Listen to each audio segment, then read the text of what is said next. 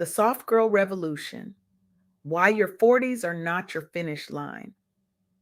You know what nobody tells you about turning 40? That it's not the end of anything. It's actually the beginning of the part where you stop apologizing for taking up space. I recently sat down with Ariel Campbell, a registered nurse, a former professional singer, a daughter who has walked through profound grief, and a woman who is rewriting what it means to date, love, and live after divorce in her 40s. Ariel's doing something revolutionary in a world that constantly tells Black women to shrink, to serve, to survive. She's choosing softness. She's choosing herself. And in doing so, she's making the world a little more breathable for the rest of us. Her impact is quiet, but seismic, because she's proving that you can hold grief and joy in the same hand, that you can be a healer while still needing to be healed, and that your story, no matter how layered with loss, does not disqualify you from love. It deepens your capacity for it. Today, I want to share what I learned from Ariel Campbell because her story, her wisdom, and her courage are a roadmap for any woman who has ever felt like she's too much and not enough all at once. Let's start here. Dating after 40 as a divorced Black woman is not a consolation prize. It is not plan B. It is not some sad chapter where you settle because your best years are behind you. That narrative, trash it, burn it, bury it in the backyard, and plant something beautiful over it. Because what research actually shows us, what women like Ariel Campbell are living out loud, is that dating in your 40s can be the most powerful, clarifying, self trusting season of your life. There's a woman, let's call her Tanya, a 42-year-old Black registered nurse who went through a divorce in her late 30s. She described dating after 40 as her second chance to choose softness and reciprocity, not just survival. And here's the thing, Tanya didn't say that because she lowered her standards. She said it because she finally raised them. Tanya reported intense workplace racism, being routinely mistaken for support staff and questioned about her competence by patients and colleagues. She went through a divorce in her late 30s, describing how years of emotional labor at work made her too tired to fight for her marriage at home. Dating after 40 felt intimidating. She feared stigma as a divorced Black woman and worried about being too much because of her job stress and grief from losing a parent. But then something shifted. Tanya started trauma informed therapy, where she explicitly connected workplace racial stress to emotional numbing in her intimate life. She set new dating boundaries. No partners who dismissed her exhaustion, minimized racism, or expected her to be endlessly strong. She shifted from apps where she felt fetishized to spaces where she could meet people through shared interests, professional networks, Black wellness events. Within a year, Tanya reported fewer but higher quality connections, describing feeling seen instead of used in dating. She learned to talk openly about her nursing schedule, grief, and emotional needs early in dating, which filtered out partners seeking free emotional care rather than mutuality. She described midlife dating as her second chance to choose softness and reciprocity, not just survival. In their 40s, Black women are not starting over. They are starting from wisdom. They are dating with more confidence, clearer boundaries, and a sharper sense of what emotional safety actually feels like. They are no longer auditioning for love, they are interviewing for partnership. And that shift, that recalibration, is everything. Ariel Campbell's journey mirrors this so deeply. After divorce, after grief, after years of pouring into everyone else, she is learning to date from a place of fullness, not lack. She's learning that her 40s are not a deadline, they are a declaration. Now, let's talk about what it means to be a Black woman and a registered nurse, because this is where the invisible labor lives. The kind of labor that doesn't show up on a timesheet, but shows up in your body, your relationships, your capacity to be soft when you get home. Black women nurses navigate a unique storm of emotional and structural pressures. Research tells us that Black nurses frequently experience workplace racism, being mistaken for support staff, having their competence questioned, carrying the weight of the strong Black woman expectation every single shift. And here's what we don't talk about enough: those pressures don't clock out when you do, they follow you into your dating life. They shape who you choose, what you tolerate, how vulnerable you feel safe being. There's another woman, Monique, a 45-year-old Black nurse practitioner. She described feeling like she lived in permanent caretaker mode, caring for patients, children, aging parents, while rarely being cared for in return. After her divorce, she struggled with dating partners who saw her success and caregiving skills as proof that she didn't need anything, so they gave her nothing.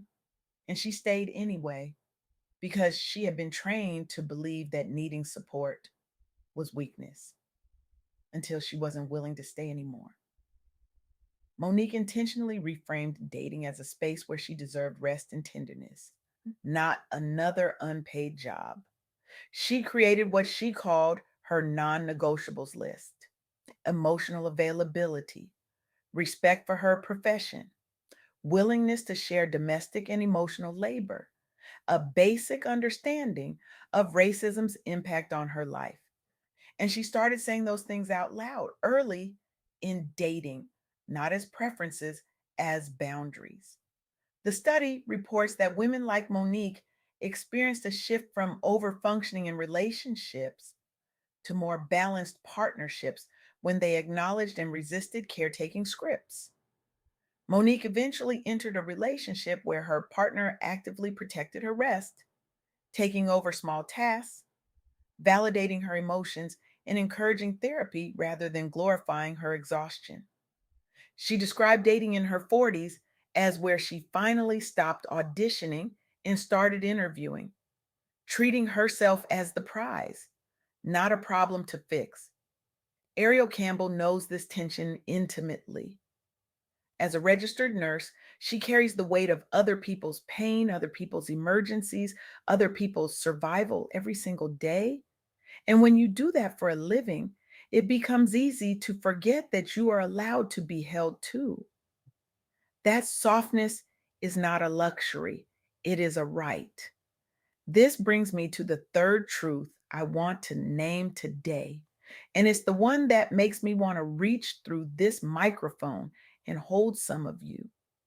You can hold many identities: divorced, daughter in grief, former singer, nurse, student, and still be deserving of soft, reciprocated love. Your story does not disqualify you, it deepens your capacity for it. Let me tell you about Aisha. She's a 39-year-old Black registered nurse and former professional singer who lost both parents within a 5-year period while completing 2 nursing programs and working full time. She went through a divorce during that same window. She described feeling emotionally numb, disconnected from dating, fearing that no one could understand the weight she carried. She wrestled with guilt about enjoying dating or music again while still grieving and pushing through school. But here's what Aisha did: she reintroduced singing as a deliberate healing practice, performing at small local events and using music to process grief. She joined a support group for Black women in healthcare, dealing with loss and relationship changes. She learned to disclose her story in stages with potential partners, watching for responses that signaled emotional maturity versus saviorism or minimization. And her dating life shifted from hiding her pain to keep people comfortable, to seeking partners who could sit with her reality: nurse, daughter in grief, former singer, student, without trying to fix or flee. She eventually built a relationship where her partner attended one of her performances, asked about her parents, honored important anniversaries without being asked. She didn't have to shrink her story to make space for love. She expanded into her fullness, and love met her there. Ariel Campbell's story echoes this so powerfully. a professional singer before becoming a nurse, a woman who lost both parents in the last 6 years while navigating two nursing programs, a degree, and a divorce. Ariel is living proof that grief, career transitions, going back to school in midlife can coexist with joy, love, and purpose. You are allowed to rebuild. You are allowed to reimagine your life. You are allowed to be soft while you do it. Because here's what we've been taught, and here's what we need to unlearn. We've been taught that strength means never needing anything, that being a Black woman means being bulletproof, right? That if you've been through hard things, you should be grateful for whatever scraps of love come your way. And that is a lie designed to keep you small, exhausted, and available for everyone except yourself. Softness is not weakness. Softness is the audacity to say, I have carried enough. Now I choose rest. Now I choose reciprocity. Now I choose me. And when you step into your soft girl era, when you release the cape, redefine strength, embrace healing in real time, protect your peace as a practice, you don't just change your own life. You give permission to every woman watching you to do the same. Ariel Campbell is out here doing the work, healing in real time, protecting her peace as a practice, turning survival into something sacred. And in doing so, she is making the world a softer, safer, more honest place for all of us. So here's what I need you to do. Not tomorrow, not next week, today. If you are a Black woman, especially in a caregiving profession, I want you to audit your romantic life for places where you are overgiving and under receiving. Write down 3 non negotiables in dating that honor your emotional rest, your grief, your profession. Things like, I need a partner who respects my schedule. I need someone who believes me about racism at work. I need space to be soft, not just strong. And then commit to saying those out loud early in dating. Treat them as boundaries, not preferences.